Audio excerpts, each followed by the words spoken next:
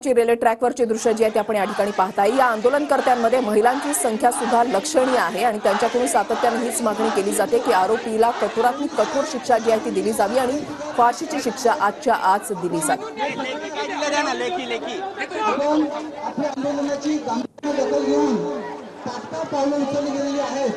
आपण कृपया आता प्रशासनाला सहकार्य करावं।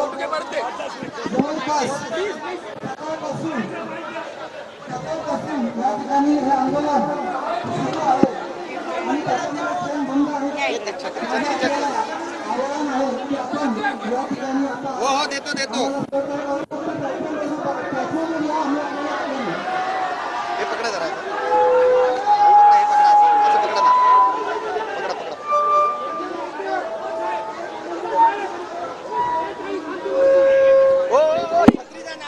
तर पोलिसांकडून संवाद साधण्याचा वारंवार या ठिकाणी प्रयत्न केला जातोय। दुपारच्या वेळेला सुद्धा पोलीस अधिकाऱ्यांनी आंदोलनकर्त्यांशी संवाद साधला।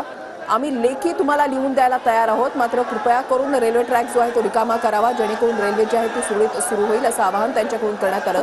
मात्र आंदोलनकर्ते जे आहेत ते आपल्या भूमिकेवर ठाम आहेत। आरोपीला कठोरातली कठोर शिक्षा आणि तीही फाशीची शिक्षा ही लवकरात लवकर दिली जावी अशी त्यांची मागणी आहे। शासनाचे प्रतिनिधी म्हणून मंत्री गिरीश महाजन हे सुद्धा या ठिकाणी आलेले होते। त्यांनी शासनाची भूमिका जी आहे ती आंदोलनकर्त्यांसमोर मांडली।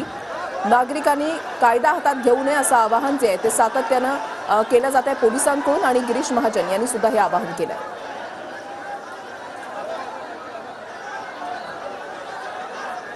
तर बदलापूरची शाळा ज्या ठिकाणी मुलींवर अत्याचार झालेला होता त्या ठिकाणी सकाळच्या वेळेला तोडफोडीची घटना घडलेली होती। सध्या त्या ठिकाणी काय स्थिती आहे आढावा घेतला आमच्या प्रतिनिधींनी, पाहूया। बदलापुरात काही दिवसांपूर्वी 2 लहान चिमुकलीवर लैंगिक अत्याचार झाला होता। नामांकित शाळांमध्ये हा प्रकार घडल्यानंतर पोलिसांनी गुन्हा दाखल करण्यासाठी पालकांना तात्काळ उभं केलं होतं। त्यानंतर मनसेने हस्तक्षेप करत या ठिकाणी बदलापूर पोलीस ठाण्यात गुन्हा दाखल करण्यात आला होता।